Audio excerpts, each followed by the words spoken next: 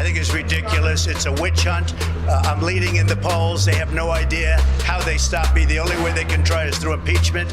This has never happened to a president before. There's never been a thing like this before. It's nonsense. And when you see the call, when you see the readout of the call, which I assume you'll see at some point, you'll understand.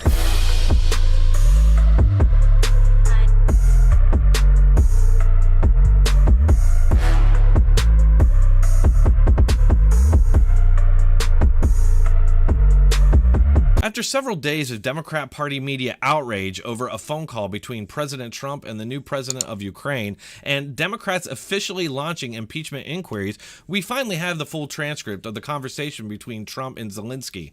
Does it contain the evidence needed for the Democrats to finally get Trump? Let's find out. Here's the transcript.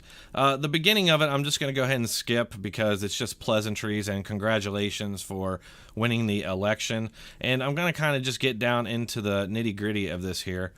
So President Zelensky just talks about how he's happy he won and he would like to talk to Trump more often because he enjoys talking to him. And President Trump responds that, hey, that's a good idea. Then President Zelensky responds, well, yes, to tell you the truth, we are trying to work hard because we wanted to drain the swamp here in our country. We brought in many new people, not the old politicians, not the typical politicians, because we want to have a new format and a new type of government. You are a great teacher for us in that. President Trump responds, well, it's very nice of you to say that. I will say that we do a lot for Ukraine. We spend a lot of effort and a lot of time, much more than the European countries are doing, and they should be helping you more than they are. All they do is talk, and I think that's something you should really ask them about. When I was speaking to Angela Merkel, she talks Ukraine, but she doesn't do anything.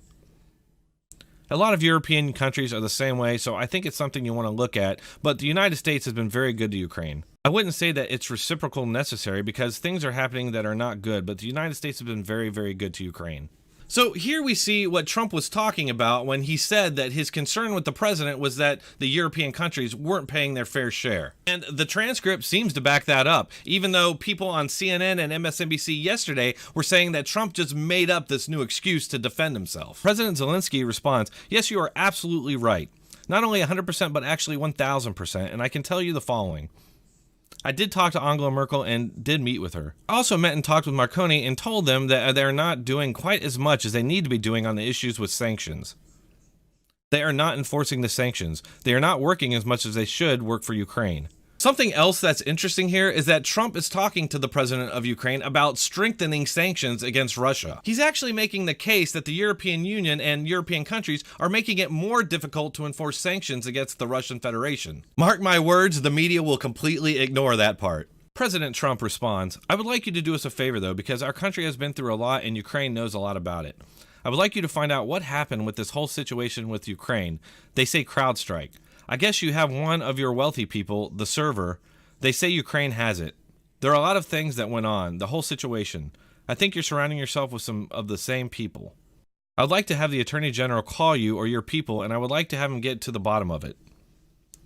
As you saw yesterday, that whole nonsense ended with a very poor performance by a man named Robert Mueller, an incompetent performance, but they say a lot of it started with Ukraine. Whatever you can do, it's very important that you do it, if it's possible. It actually looks like Trump's more interested in how the dossier got started and wants Ukraine to look into that, which might go to explain why we're seeing this show of outrage from the Democrats and their media. Perhaps they're worried about what Ukraine might find in an investigation about how the dossier came to exist in the first place. Keep in mind, it was actually the Democrats who tried to enlist Ukraine to meddle in the U.S. elections. Yesterday, The Hill put out an article titled, Let's Get Real, Democrats Were First to Enlist Ukraine in U.S. Elections. The article starts, earlier this month, during a bipartisan meeting in Kiev, Senator Chris Murphy delivered a pointed message to Ukraine's new president. While choosing his words carefully, Murphy made clear, by his own account, that Ukraine currently enjoyed bipartisan support for its U.S. aid, but that it could be jeopardized if the new president acquiesced to request by President Trump's lawyer,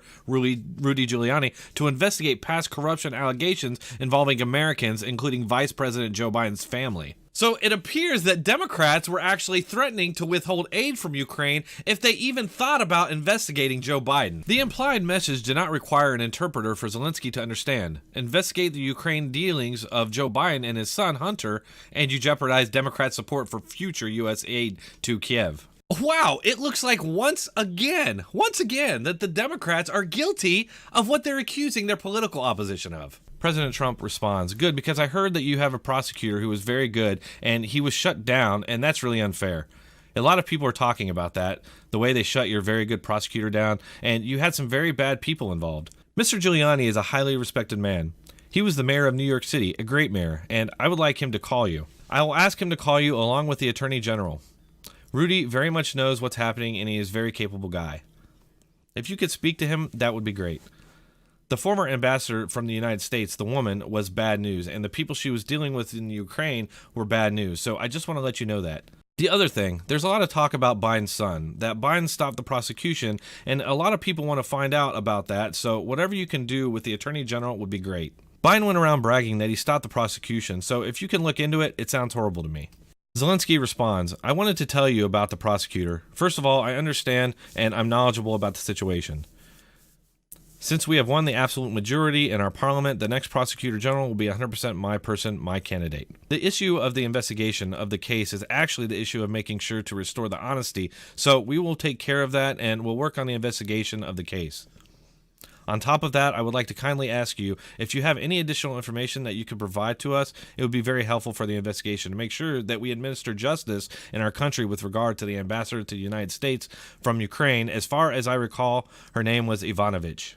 President Trump responds, "Well, she's going to go through some things. I'll have Mr. Giuliani give you a call, and I'm also going to have Attorney General Barr call you, and we will get to the bottom of it." My guess is the Democrats and their media are going to focus on that one paragraph where Trump talks about Biden's son and Joe Biden stopping the prosecution from investigating further. I'm not a lawyer, but to me this looks completely harmless. There were no ultimatums and no demands. He simply asked the president to look into it. Given the standards that the media has applied to this case, it's a little unbelievable that Joe Biden is getting a complete pass by the same group, considering that he withheld $1 billion from Ukraine so that they would fire a prosecutor who was investigating the corrupt company that Joe Biden's son was a board member of for some inexplicable reason. Plus, we now know that the Democrats were pressuring Ukraine not to investigate Joe Biden or risk losing aid, and this occurred before Trump or Giuliani made any inquiries to Ukraine on this subject. Thanks for watching. If you enjoy my content and you want to support this channel, please consider subscribing to me on Patreon or Subscribestar. You can also send me a donation on PayPal, and I immensely appreciate it. Also, don't forget to hit that like button and subscribe.